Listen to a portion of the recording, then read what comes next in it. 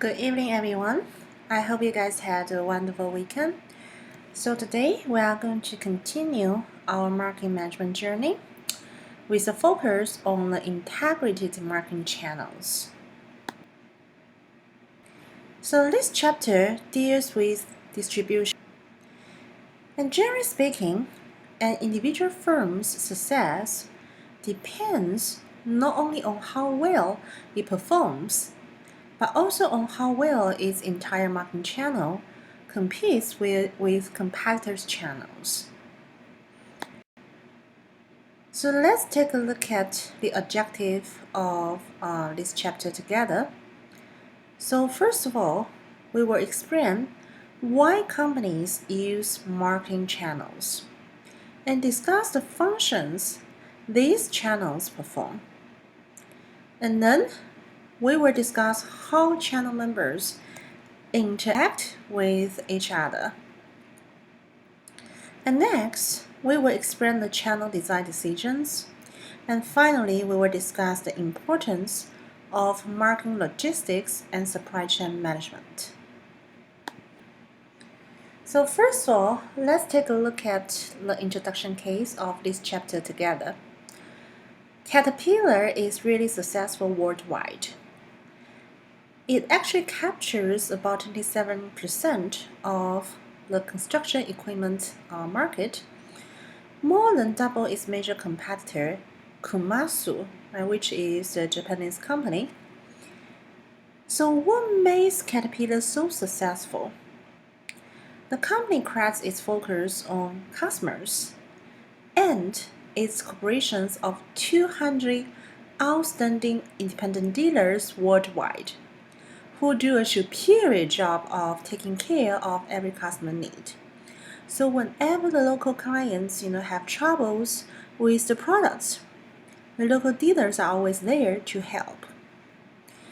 So such superior distribution system serves as a major competitive advantage. So this case tells us that most companies cannot bring value to consumers by themselves. Instead, they must work closely with other companies in a larger value delivery network.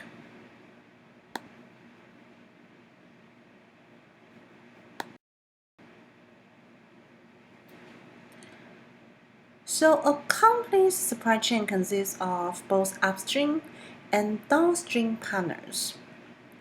So upstream from the company is the set of firms that supply raw materials, the component parts, information, finances, and expertise needed to create a product or service.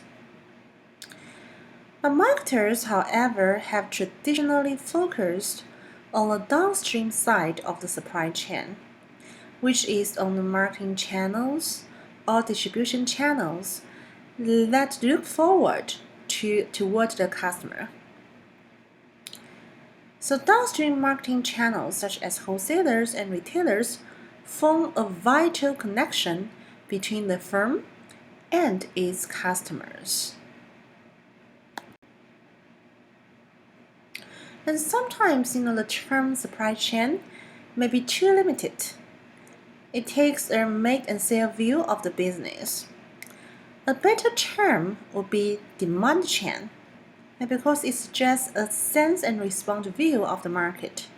Under such view, planning starts with the needs of target customers, to which the company responds by organizing a chain of resources, activities with the goal of creating customer value.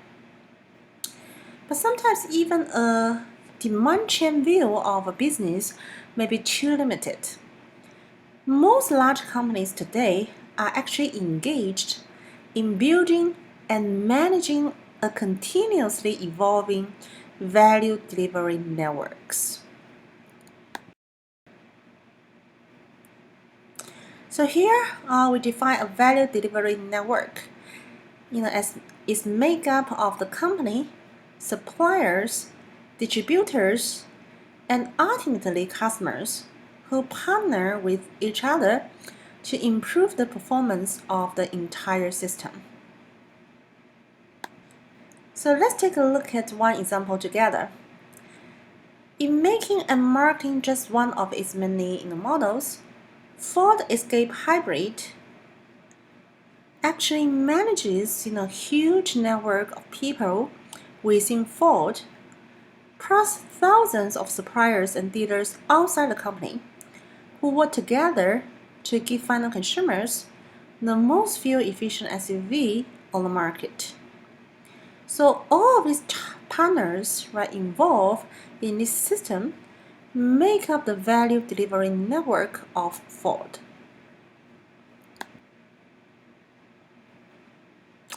And few manufacturers sell their products directly to the final consumers. Instead, most of them use intermediaries, or we call them marketing channels or distribution channels, to bring their products to the market. So companies' channel decisions directly affect every other marketing decision. And normally, distribution channel decisions involve long-term commitments to other firms.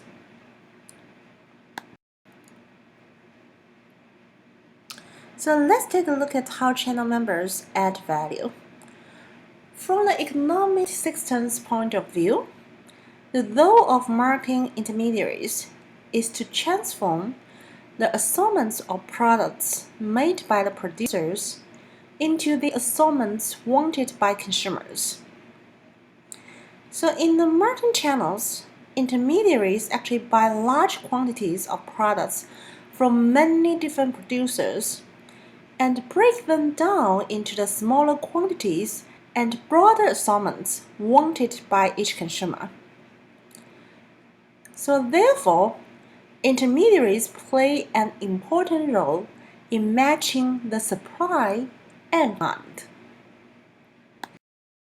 So let's take a look at one example which can help you better understand how marketing channels can actually add value.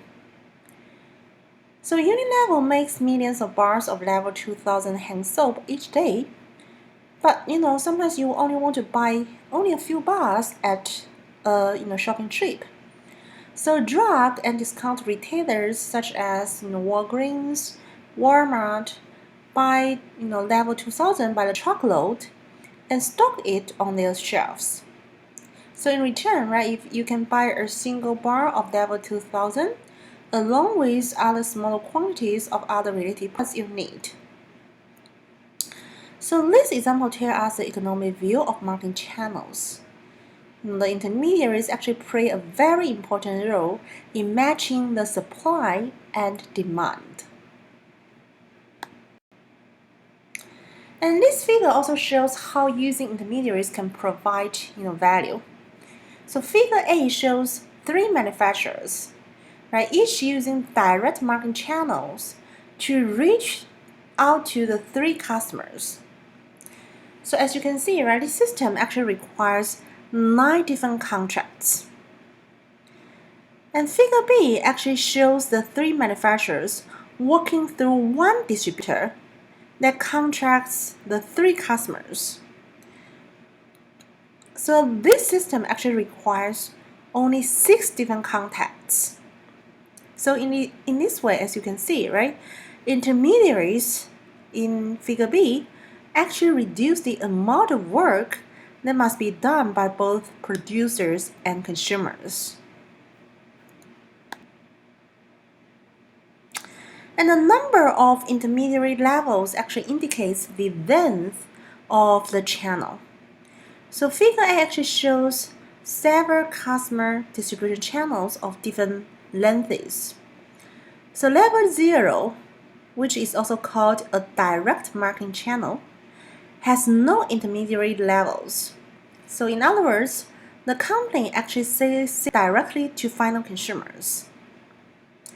And the remaining channel 1, 2, and 3, in figure A, are indirect marketing channels. So containing only 1 or more intermediaries, such as retailers or wholesalers. So figure B actually, just shows some common business distribution channels. So the manufacturer actually sell to other business, other industrial customer. So these two figures actually shows you the marketing channel with different levels. So example 17.4, right, shows you the example of marketing channel with 0 level. So a 0 level channel, as I mentioned earlier, right, is called a direct marketing channel. So companies sell directly to the final consumers. So major examples can include door-to-door sales, home parties, mail order, telemarketing, TV selling, internet selling, or manufacturer-owned stores. Okay, so in this case, right, the both flex fitness equipment, right, they actually adopt a direct marketing channel. So you can actually order online directly, or phone the customer service, right, to place the order. So a company actually reach out to their consumers directly. There are no intermediaries, in this case.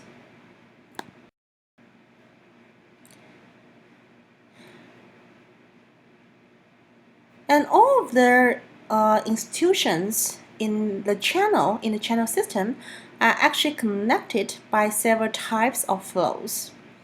So these include the physical flow of the products, and the flow of ownership, the payment flow, the information flow, and the promotion flow. So these flows can make channels with only one or a few levels very complex. So here is one example, right?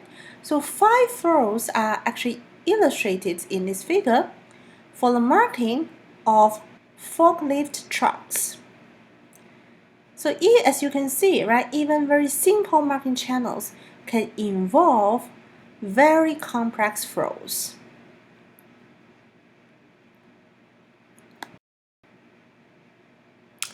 And now let's take a look at the channel behavior and organization. A conventional distribution system actually consists of one or more independent producers, wholesalers, and retailers. So as you can see, right, each is a separate business seeking to maximize its overall profits. Even sometimes, at the expense of the entire channel system. Under such system, no channel member actually has much control over the other members, and no formal means exists for assigning roles and resolving conflict. So in a word, in a conventional distribution system, each channel member actually acts separately.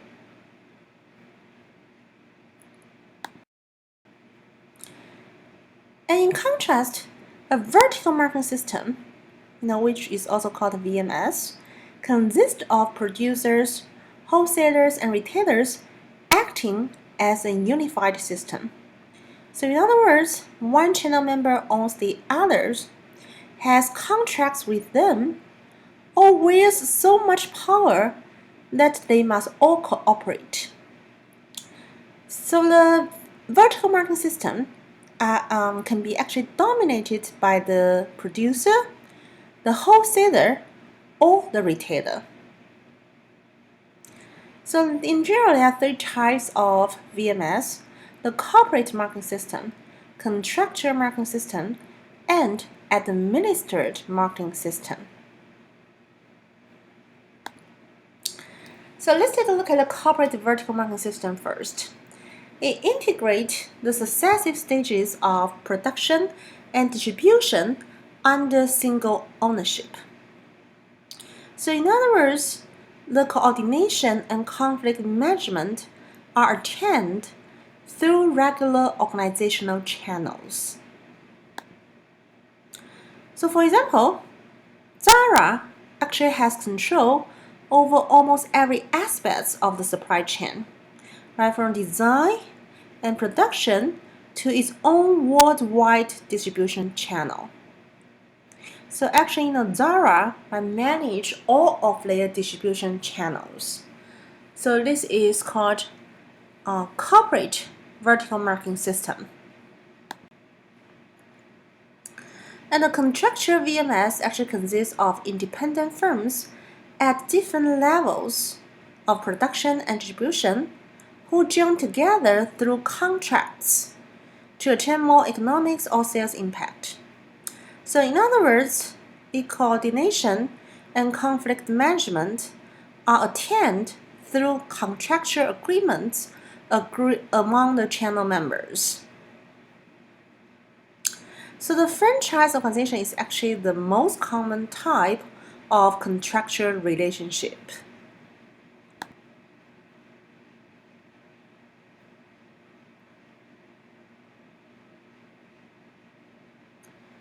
So a channel member called a franchisor actually links several stages in the production distribution process.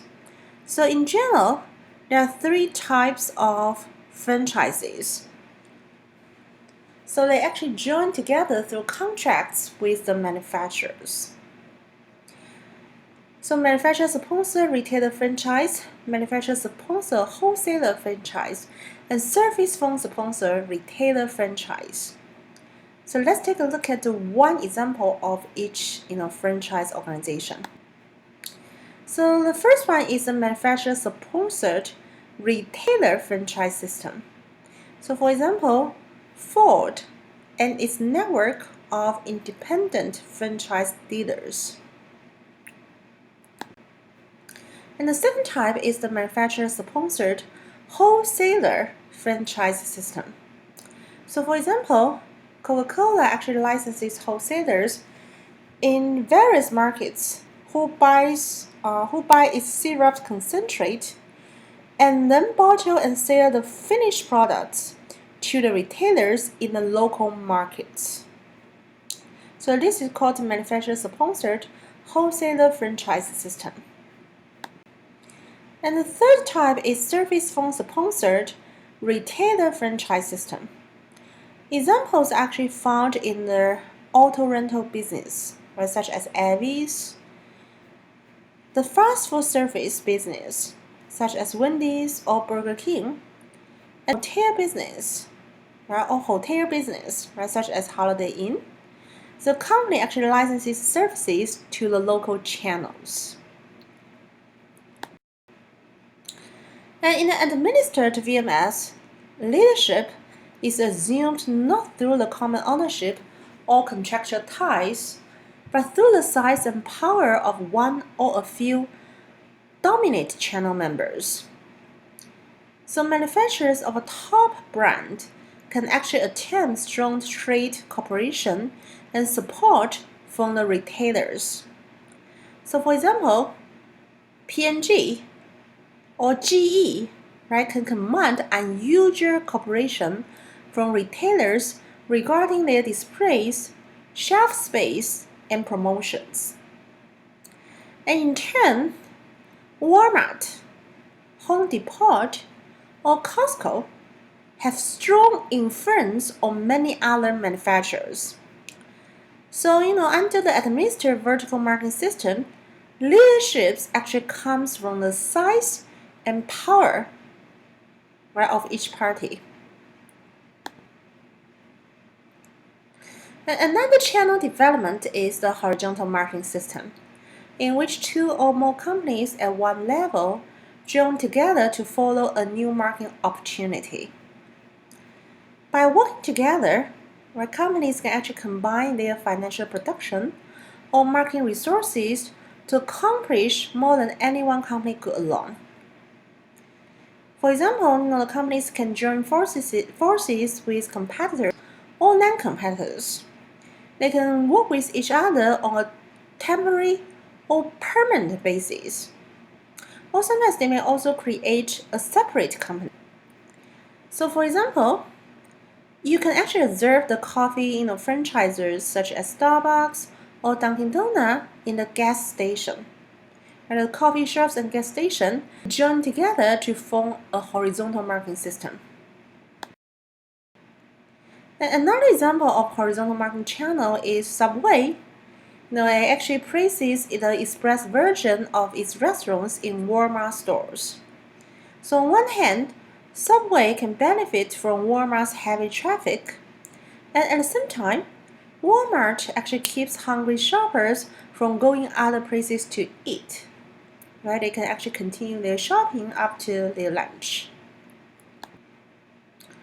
And today, more and more companies actually have adopted the multi-channel distribution system, which is also called hybrid marketing channels. And such multi-channel marketing actually occurs when a single firm sets up 2 or more marketing channels to reach 1 or more customer segments. So for example, Peapod is the online grocery shopping and delivery website. Now, I'm not sure how many of you actually use this service. I actually used it once when I live in the city, in your city. So in addition to their own store channels, many major grocery stores such as Store and Shop or Whole Foods Market actually have adopted this channel to deliver their products. And this figure shows a hybrid channel. In this figure, the producer distributes its products through 4 different channels to reach out to 4 different consumer segments. And these days, almost every large company, or even the smaller ones, distribute their products through multi-channels. And the advantages of the multi-channel system actually can include, such as it can definitely include sales and also the market coverage and market share of the company. So let's take a look at an example of the multi-channel distribution system of John Deere. John Deere actually sells its familiar green and yellow lawn and garden equipment to consumers and commercial users through several channels, including the Lowe's home improvement stores, online channel, right? You can order the products directly online, and the premium John Deere dealer network. Okay, so they are also adopting the hybrid marketing channel. Another example, the famous beauty retailer Sephora actually also sells its products through different channels, such as its own stores and through JCPenney, or they use the online and mobile channels to attract different consumers. And specifically, right, as far as I know, at JCPenney, they only offer very limited product lines at middle or low price ranges, target middle or low income consumer segments. Okay, so they're also adopting the hybrid marketing channel system to attract different group of consumers. And channel design decisions actually involve with analyzing the consumer needs, setting the channel objectives, identifying the major channel alternatives and evaluation. And designing the marketing channels actually starts with finding out what target consumers want from the channel. Right? So for example, are the consumers concerned about the travel distance? Right? Do they prefer in-store channels or online channels? But as marketers, we need to be aware of that. By providing high levels of service sometimes results in high costs of the channel and also high prices for consumers. So therefore, the company or as marketers, they must balance the consumer needs and the cost of meeting such needs. And companies must also determine the number of channel members to use at each level. 3 strategies are actually available.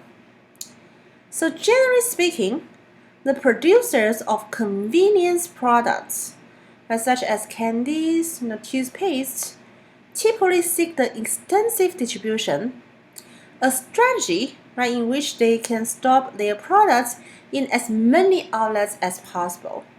Right? So in the grocery store, in convenience store, like gas station.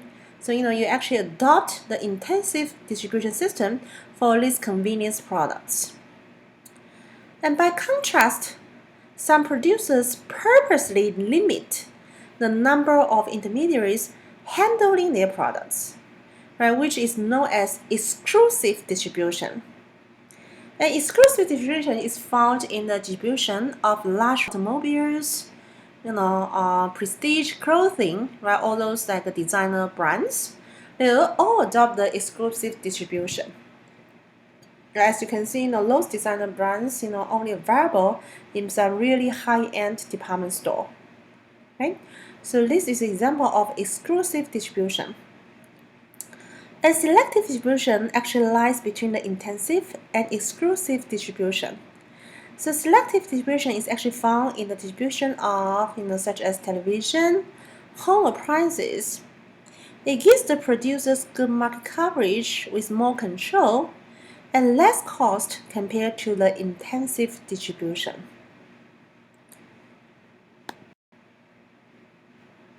And now let's move to chapter 18.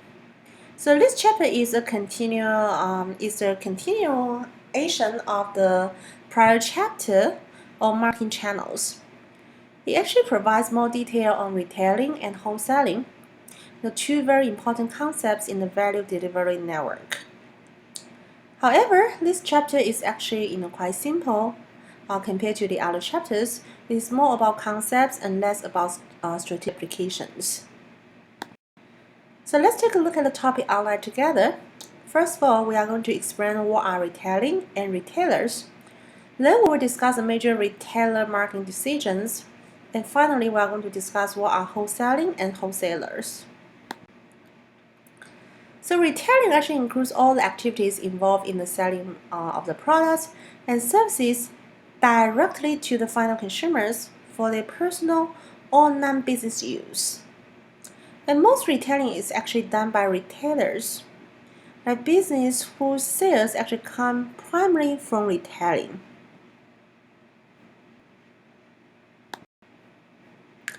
And retailers can be classified by the length and breadth of their products assortments. So specialty stores actually carry narrow product lines with cheap assortments within those lines, right, such as Office Max, right? They only offer the office supplies. And department stores actually carry a wide variety of product lines, right, such as Nordstrom, Macy's, right? Those are major department stores. And convenience stores are actually small stores that carry a limited line of high turnover convenient products, right, such as CVS, Walgreens. And superstores are much larger than the regular supermarkets and offer a large assortment of routinely purchased items. And supercenters are actually the combination of food and discount stores that actually emphasize the cross-merchandising, right, such as Sam's Club or Costco. And category killers actually carry a very deep assortment of a particular line with a knowledgeable staff, such as the Best Buy, the Home Depot, or PetSmart.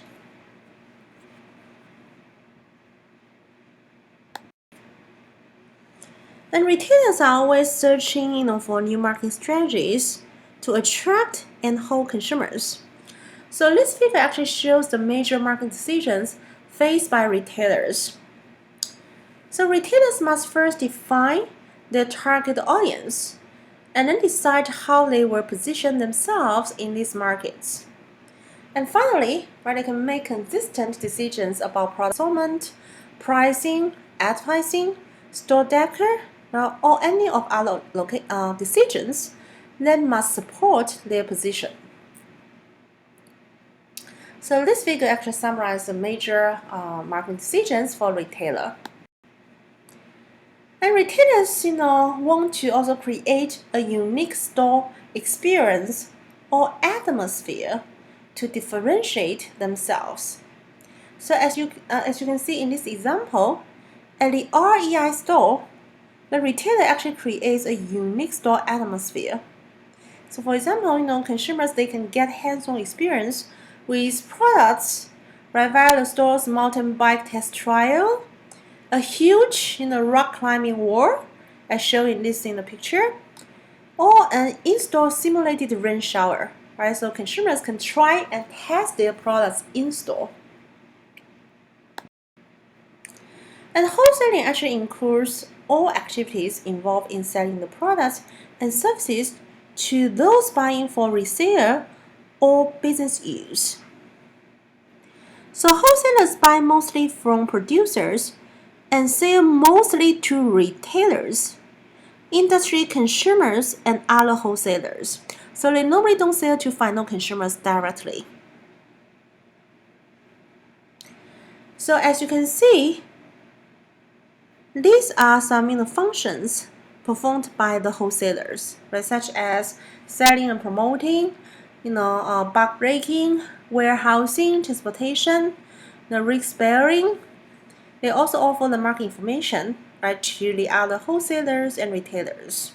And at the same time, right, they also offer the management service and advice, right, to their partners. So here is one example of one of the largest B2B e-commerce website, Alibaba.com. I'm not sure how many of you have heard of this website. So as a listed company, right, in Hong Kong Stock Exchange, Alibaba.com is actually marked as the largest online B2B website in the world. So in the future, right, if any of you are considering the wholesaling business, this is actually a website, right, to access to the international suppliers. I actually used this website before to contact the manufacturers, in Japan and South Korea for my own small business. So in the next video, I'm going to talk about how to calculating the margins for retailers and wholesalers.